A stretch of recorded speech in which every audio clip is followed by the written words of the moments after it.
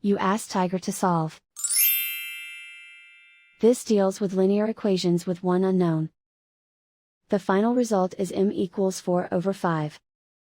Let's solve it step by step.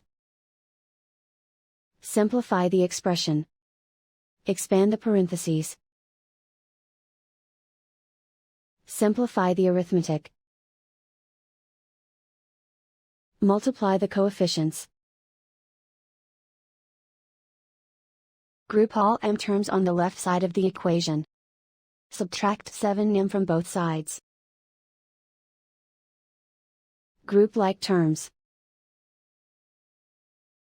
Simplify the arithmetic.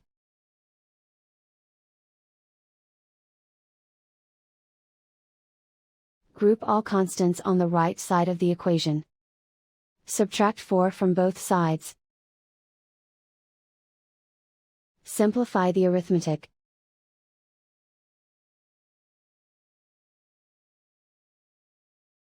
Isolate the m.